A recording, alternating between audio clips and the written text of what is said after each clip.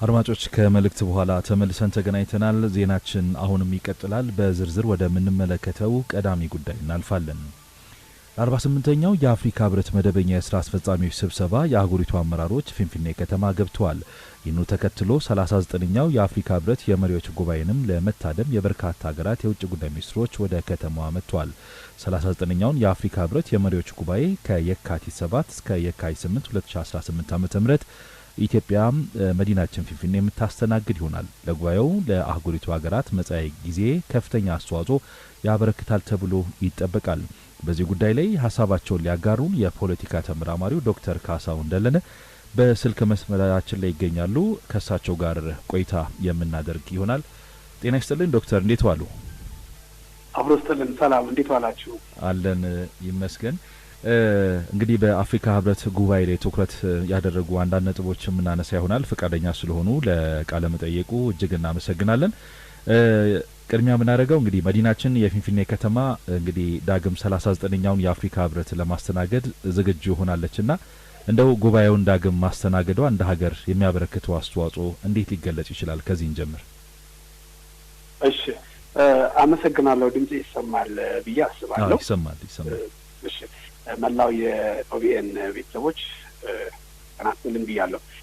ኢትዮጵያና እንግዲህ አዲስ አበባ ሰሞኑን ከያዝነው ሳምንት ጀምሮ የአፍሪካ አቀፍ ጉባኤዎች ይከናወናሉ። ሁለት ኩነቶች አሉና እዚህ ጋር ተያይዞ ምንድነው ለአዲስ አበባ ከተማ ለኢትዮጵያ ያለው የሚለውን ነገር መጀመሪያ እንድንመለከት እድል ስለተሰጠኝ አመሰግናለሁና በዚህ ዓለም አቀፍ ጉባኤ የማዘጋጀት አቅማችን ምን ያህል እያደገ እንደመጣ የምናሳይበት ነው።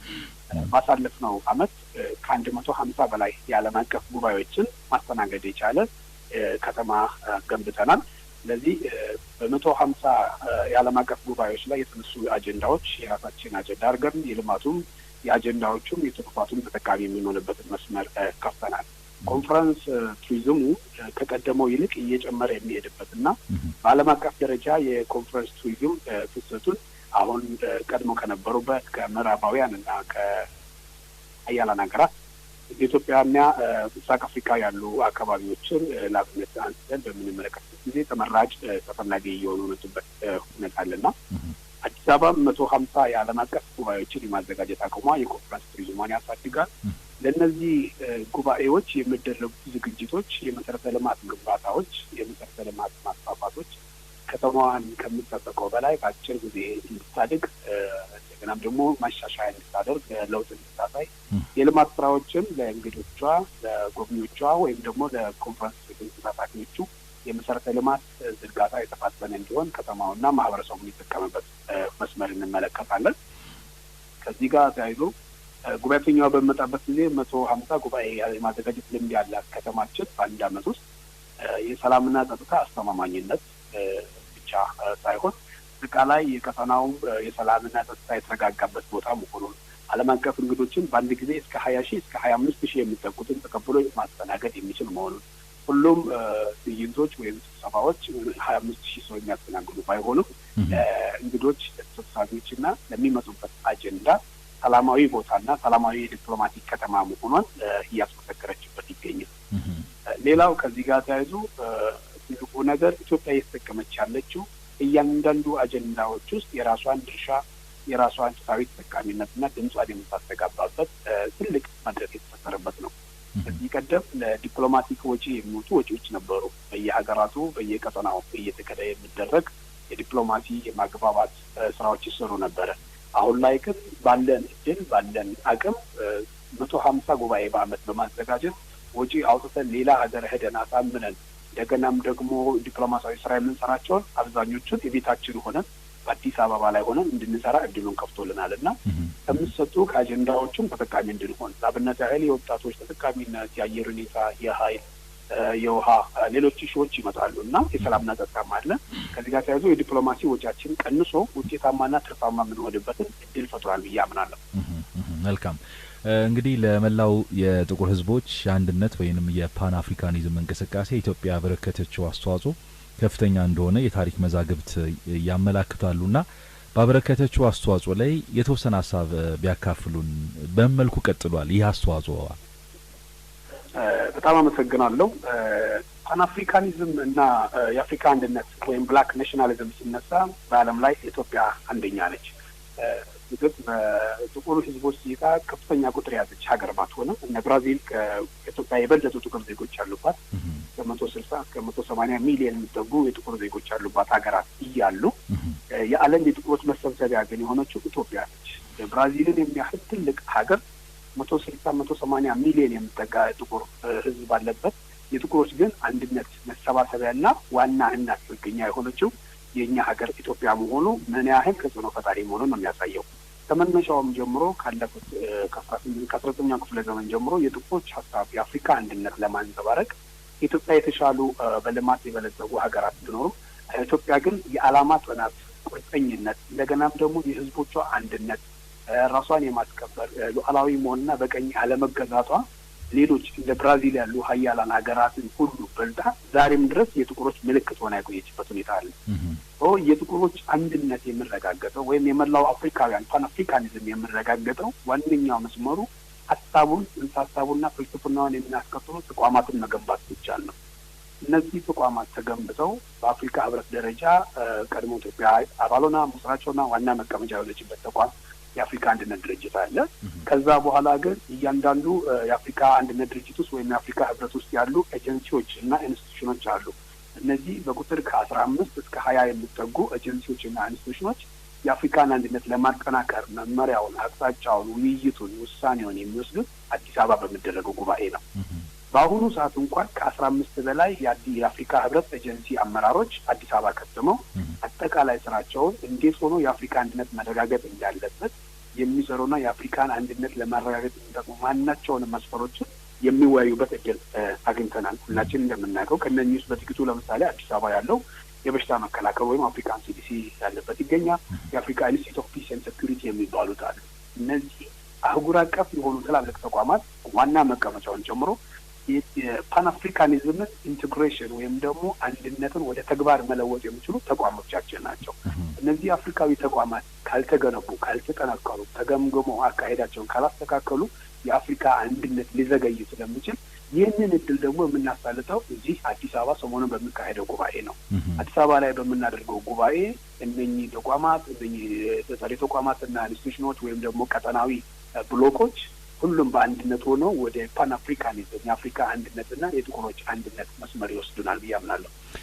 እንግዲህ ህብረቱ ለአባል ሀገራቱ ተጠቃሚነት ብዙ መስራት እንዳለበት ይነሳል። ከዚሁ ጋር የሚያያዘው ጉዳይ ነጻ የንግድ ቀጠናን እውን ለማድረግ በህብረቱ አባል ሀገራት መካከል እንግዲህ ነጻ የንግድ ቀጠና ለመፍጠር ጥረት ሲደረግ ቆይቷል። በዚህ ላይ እንግዲህ እየሰሩ ካሉ ሀገራት ኢትዮጵያ ትጠቀሳለች። እንደው ዘንድሮ አሁን ከሚከናወነው ጉባኤ ጋር በተገናኘ ይህንኑ ነጻ የንግድ ቀጠናን እውን የማድረግን ስራ በመልኩ ነው ተጠናክሮ መቀጠል ያለበት? ምን ሊጠበቅ ይችላል? መልካም። የአፍሪካ ነጻ የንግድ ቀጠና እንግዲህ አጀንዳው ከተነሳ የቆየ ቢሆንም አሁን ላይ በእንጥልጥል ያለ ሁኔታ ነው። ከ54 የአፍሪካ ህብረት አባል ሀገራት ውስጥ 48ቱ ይህንን ተቀብለው ፈርመው ተግባራዊ ለማድረግ ዝግጅት ጀምረዋል። ያ ማለት ኦልሞስት 90% በላይ 92% በላይ የሚሆኑ የህብረቱ አባል ሀገራት በዚህ መተዳደሪያ ደንብ መሰረት የአፍሪካ ቀጠናዊ ነጻ ቀጠናዊ ድርጅት ስራ ለመስራት እየተንደረደሩ ይታይ እንደሆነ ይገኛል። ትላልቅ የአፍሪካ ኢኮኖሚ ያላቸው ኢትዮጵያ፣ ደቡብ አፍሪካ፣ ናይጄሪያ፣ ግብጽን የመሳሰሉ ሀገራት ይህንን ተቀብለው አዋጅ አውጥተው በየሀገራቸው ላይ መመሪያ አውጥተው ስራውን በር ለመክፈት ዝግጅት እየተደረገ እንደሆነ እናውቃለን። ስለዚህ ይህ የአፍሪካ ነጻ ቀጠናዊ የንግድ ትስስር አሁን ላይ የመጨረሻ ምዕራፍ ላይ ነው ያለው። አሁን በዚህ በ2 ቀን በ3 ቀን ውስጥ ቀሪ የተባሉት 7ቱ ሀገራት ይፈርማሉ ተብሎ ነው የሚጠበቀው። እነዚህ 7ቱ ሀገራት ለነጻ ቀጠናዊ ንግድ ስምምነት ተስማምተው መግባቢያ ሰነዱን ውሉን ከፈረሙን በሀገራቸው ደግሞ በህግ ደረጃ ካጸደቁ ሙሉ በሙሉ ወደ ስራ የሚገባበት ሁኔታ አለ። ይህንን የሚያሳልጡት እንግዲህ ቀጠናዊ ብሎኮች ናቸው። ልክ የኢስት አፍሪካን ኮሚኒቲ፣ ኢኮዋስ፣ ሳዳክ እና የአረብ መግሬብ የመሳሰሉት የሴንትራል አፍሪካ እና የእኛም የጋድም ቀጠናዊ ትስስሮች ውስጥ አንዱ የሚገኘው እነኚህ ብሎኮች አፈጻጸማቸው እንዴት ነው የሚለው ግምገማ ይታያል። እስካሁን ድረስ ያለው የመሰረተ ልማት ግንኙነት፣ የንግድና ንግድ ትስስር፣ የህዝብ ለህዝብ ግንኙነት ያለውን ነገር በስፋት ስንመለከት ሪፖርቶች እንደሚያሳዩት ኢስት አፍሪካን ኮሚኒቲ የተሻለ አፈጻጸም እንዳለውና የመጨረሻ ደካማ አፈጻጸም ተብሎ ደግሞ የሚጠቀሰው የመካከለኛው አፍሪካ ያለው ነውና እነዚህ ብሎኮች ስራውን የቀጠናዊ ወይም ደግሞ የአፍሪካ ቀጠናዊ ነጻ ቀጠናዊ ንግድ ስራ ለማሳለጥ የሚጠቅሙ ብሎኮች ናቸው። ሆኖም ግን እነዚህ ብሎኮች ቻሌንጅ የሚሏቸው ነገሮች ያነሳሉ። ምንድነው የሚለው ላይ ነው የውይይቱ አጀንዳ በዚህ መሆን ያለበት። ቻሌንጁ ምንድነው? ቀጠናዎች ወይም ብሎኮቹ የገጠማቸው ችግር ብለው የሚገልጿቸው ነገሮች አሉ። ሁላችን እንደምንጠብቀው ይህን የንግድ ትስስር ለማጠናከር መሰረተ ልማት አስፈላጊ ነገር ነውና በአመት እስከ 130 ቢሊዮን የአሜሪካን ዶላር የሚፈጅ የመሰረተ ልማት ግንባታ ይጠይቃል። ይህንን ፉሊ ኢምፕሊመንት ለማድረግ በየአመቱ የሚሰሩ መሰረተ ልማቶች መንገድና ተያያዥ የወደብና ሌሎች ነክ ነገሮች እስከ 130 ቢሊዮን በአፍሪካ ደረጃ ይፈጃሉ ተብሎ ይጠበቃል። ከዚህ ጋር ተያይዞ የንግዱ ማህበረሰብ ፋይናንስ ፈንድ ለማድረግ ይህንን ነጻ ቀጠናዊ ትስስር ለመደገፍ አፍሪካውያን እና አጋሮቻቸው ተስማምቶ እስከ 100 ቢሊዮን የአሜሪካን ዶላር መሰብሰብ እንዳለባቸው ነው። ንግዱን ለማሳለጥና ለመጀመር ለመነሻ ለመንቀሳቀሻ የሚሆን ካፒታል የሚያስፈልገው እስከ 100 ቢሊዮን ዶላር ያህል ክፍል ይፈልጋል። ሌላው እንቅፋት የሆነው ንግዱ ሴክተራል ነው። ለምሳሌ ምዕራብ አፍሪካ ላይ፣ ጋና ላይ ወይም ሴኔጋል ላይ ሌሎች አካባቢዎች ላይ ጥጥ ይመረታል። ያ የተመረተው ጥጥ የጨርቃ ጨርቅ ፋብሪካ ወዳሉበት ወደ ምስራቅ አፍሪካ ወደ ኢትዮጵያ ኦር ኬንያ መምጣት አለበት እና ወደ ኢትዮጵያ ወደ ኬንያ የማምጣት ሴክተራል የሆነ ያለ መገጣጠም አለ። ከመሰረተ ልማቱ ጋራ አንደኛው ጥግ ወደ አንደኛው ጥግ ያለውን ሸቀጥ ማምጣት ከአንደኛው ከደቡብ ያለውን ወደ ሰሜን የመውሰድ ሁኔታዎች ይታያሉ። ሆኖም በጥቅሉ እስካሁን ድረስ ያለን የንግድ ትስስር ይሄ የነጻ ቀጠናዊ ትስስር ንግድ ከተሳካ 100% ከተተገበረ የአፍሪካን የንግድ ወይም ኢኮኖሚ 53% ከፍ ያደርጋል ተብሎ ነው የሚታሰበው። ይህንን 53% ለመድረስ ዛሬ ላይ ያለ ነው 16% ላይ ነው ያለ ነው። 16% ላይ ያለው የንግድ ስራችን ወደ 50 የማሳደጉ ስራ አሁንም ከፍተኛ ቻሌንጅ እንደሆነና በዚህ ጉባኤ በዚህ ሰሞን በሚደረጉ ስብሰባዎች ላይ ይህንን ጉዳይ እንዴት እናሳልጣለን ረጂ ድርጅቶች ወይም አጋሮች ጋር ደግሞ የትኛውን ብንሰራ የትኛውን ክፍተት እንሞላለን የሚለውን አጀንዳ ላይ ነው በስፋት የሚደረገው። መልካም ዶክተር፣ ዘላቂ ውሃ አቅርቦትና ደህንነቱ የተጠበቀ የንጽህና አጠባበቅ ስርዓትን ማረጋገጥ ለአጀንዳ 2063 ግቦች ስኬታማነት በሚል መሪ ሀሳብ ነው እንግዲህ 39ኛው የአፍሪካ ህብረት ጉባኤ የሚከናወነውና ከዚህ አኳያ እንደው በጉባኤው ምን ይጠበቃል? አጀንዳውንስ የበለጠ እንግዲህ ሊኬድበት በመልኩ ነው የሚቻለው? መልካም። የአፍሪካ የውሃ ጉዳይ ስነሳ የዓለም አቀፉ የውሃ አሳሳቢነትና ፖለቲካ ጋር ይያያዛል። ምክንያቱም ዓለማችን አላት የሚባለው 3% ፍሬሽ ወተር በብዛት ያለው አፍሪካ ውስጥ ነው የሚባል ነገር አለ። ይሄ ጨዋማ ያልሆነ ውሃና ከዚህ በኋላ የሚመጡ ግጭቶች፣ አለመግባባቶች በንጹህ የመጠጥ ውሃ ጉዳይ ላይና በውሃ አቅርቦት ላይ እንደሚሆኑ ምንም ጥርጥር የለውም። ምንም ቴክኖሎጂዎች አድገው የውሃ የማጣራት ዲሳሊኔት የማድረግ ስራው እየተሰራ ቢሆንም አፍሪካ ግን ያላት ንጹህ የመጠጥ ፍሬሽ ውሃ ከሌላው ዓለም ጋር ሲነጻጸር በመሪነት ደረጃ ላይ የሚገኝ ነው። ይህ በመሪነት ደረጃ ላይ የሚገኝ ንጹህ ውሃ እያለ ግን 800 ሚሊዮን የአፍሪካ ዜጎች ራሳቸውን፣ ቤታቸውን፣ አካባቢያቸውን በውሃ የማጽዳት ችግር ይታያል። የውሃ ችግር ወይም ለንጽህና የሚጠቀሙትን የውሃ ችግር በብዛት ያነሳሉ። ወደ 400 ሚሊዮን የሚጠጉ አፍሪካውያን ደግሞ የንጹህ መጠጥ ውሃ ችግር እንዳለባቸው ነው የአፍሪካ ህብረት የሚያምነው። ይህን ተከትሎ ነው ዘንድሮ የ400 ሚሊዮን ዜጎችን ጥያቄ ለማንሳት ነው ለመመለስ እንሰራለን የሚል ነው ቃል ኪዳን እየተገባ ያለው እና ዘላቂ የውሃ ፍላጎት የንጹህ መጠጥ ውሃ ፍላጎትን ህብረቱ አጀንዳ ያደረገው ከ2063 አጀንዳ ጋራ አንድ ላይ አያይዞ ነው። ቅድም እንደገለጽኩት ይሄ የአፍሪካ ህብረት ከተሻሻለ በኋላ የመጣ የ50 ዓመት ወይም የ2063 የሚባለው አጀንዳ ውስጥ ሁለተኛው ምዕራፍ የሚከፈትበት ነው። የዛሬ 10 ዓመት ከ10 ዓመት በፊት የተጀመረ ፕሮግራም ቢሆንም አንደኛውን 10 ዓመት ጨርሰን አሁን ሁለተኛውን 10 ዓመት እንጀምራለን እና ከዚህ ጋር ተያይዞ የውሃ ጥያቄዎቹ በምን አይነት መልኩ መለሳሉ? ለምሳሌ አንዳንድ ጥናቶች፣ መረጃዎች፣ ስብሰባዎች ላይ እንደሚያሳዩት የአፍሪካን የውሃ ጥያቄ ችግር ለመፍታት እያንዳንዱ አፍሪካዊ ከ10 እስከ 15 ዶላር ማውጣት አለበት። በ10 እስከ 15 የአሜሪካን ዶላር ወጪ ባወጣ የመሰረተ ልማት ጥያቄ ይመለሳል የሚሉ ሰሞናዊ አጀንዳዎች ተነስተዋል። ከዚህ ጋር ተያይዞ የውሃ ጥያቄዎች፣ የውሃ ፍላጎቶች በቀጠናዊ ደረጃ እንደገናም ከምስራቅ አፍሪካ ደግሞ የውሃ ገንቦ የሆኑ ኢትዮጵያ የዜጎቿን የውሃ ፍላጎት አጀንዳ አድርጋ የምትሰራበት ዓመት ይሆናል ተብሎ ይጠበቃል። መልካም ዶክተር እንግዲህ የአፍሪካ ጣሊያን የጋራ ስብሰባም እዚሁ መዲናችን ላይ ይካሄዳልና ለጉባኤው ስኬታማነት ከማን ምን ይጠበቃል በሚለው ላይ የመጨረሻ እንደ መልእክት የሚያስተላልፉት ነገር ካለ እድል ስጦት። ጥሩ እሺ አመሰግናለሁ። የሁለተኛው የጣሊያን አፍሪካ ጉባኤ እየተሰናዳ ነው። ይህ የጣሊያን መንግስት በጆርጂያ ሜሎኒ የሚመራው መንግስት ከተመሰረተ በኋላ የመጣ የልማት አጋርነት ዋነኛ ትኩረቱ የአፍሪካ ጣሊያን ጉባኤና ግንኙነት ዋነኛ ትኩረቱ የኢነርጂ ዘርፍ ነው። ጣሊያኖች በራሳቸው ማቲ ፕላን ፎር አፍሪካ ይሉታል። በእውቁ የጣሊያን የኤነርጂ ኢንጂነር ኤንሪኮ ማቲ የተሰየመ ፈንድና ፕሮግራም ነው። ከዚህ ፕሮግራም ጋር ተያይዞ ሀገራት ወይም አፍሪካውያን የኃይል አቅርቦታቸውን የሚያድሱበት የሚያጠነክሩበትን አብይ አጀንዳ ይዞ ነው የመጣው።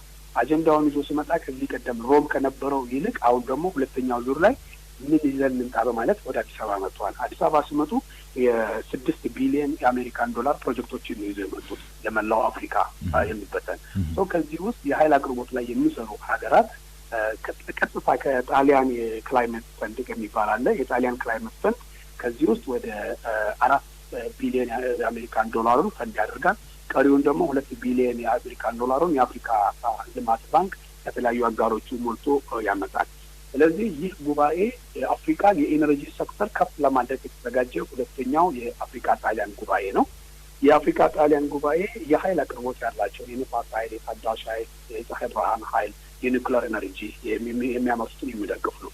እኛም ኢትዮጵያም እንደሚታወቀው ከዚህ ውስጥ የሃይድሮ ኤሌክትሪክ ፓወር አለን። ኒውክሌር ደግሞ በኮሚሽን ደረጃ ጀምረናል። የንፋስ አለን፣ ተርማል አለን፣ ጂኦተርማል አለን። ሌሎችም ኃይል አማራጮችን እንጠቀማለን እና በየትኛው ላይ ነው ድጋፍ መደረግ ያለበት? እንዴት ነው ከዚህ በኋላ ከጣሊያን ጋር ባለን ኮሚኒኬሽን ወይም ግንኙነት እኛና አፍሪካውያን ከዚህ ፈንድ ያገኛሉ ተብሎ የሚጠበቁ ከ10 እስከ 14 የሚጠጉ ሀገራት አሉና እነዚህም አሁን ዝግጅት ያደረጉ ያሉ የዲፕሎማቲክ ምንጮች የሚያሳዩት መዘርዘር ነው። ስለዚህ የአፍሪካን የኃይል ኤነርጂ አንድ ስቴፕ ያሳድግለታል ተብሎ የሚጠበቅ የጣሊያንና የአፍሪካ ግንኙነትን የሚያጠናክር ጉባኤ ነው። የአፍሪካን ጣሊያን ሁለተኛው የአፍሪካን ጣሊያን ጉባኤውን ሊመሩ የጣሊያኗ የካውንስል ሚኒስትሮች ምክር ቤት ፕሬዝዳንት ይመጣሉ። ከዚህ ጋር ተያይዞ ሀገራትን ደግሞ ፕሮጀክቶቻቸውንና ሀሳባቸውን ይዘው ይቀርባሉ። የመጨረሻ እንዳነሳኸው ምንድን ነው ከማን ምን ይጠበቃል የምለው ይሄ የዲፕሎማቲክ ቋንቋ የአፍሪካ ዋንጫ አይነት ነገር ነው። ወደ እግር ኳሱ ስንቀይረው ልክ ሁሉም ዲፕሎማቶች የሞት ሽረት ብለው የሀገራቸውን ጥቅም የአካባቢያቸውን ጥቅምና የአህጉራቸውን ጥቅም የሚያስከብሩበት ነው እና ከፍተኛ ፍጥጫ፣ ከፍተኛ ልሃት፣ ከፍተኛ ጥረት የሚጠይቅ የዲፕሎማቶች ስራ በስፋት ይጠበቃል።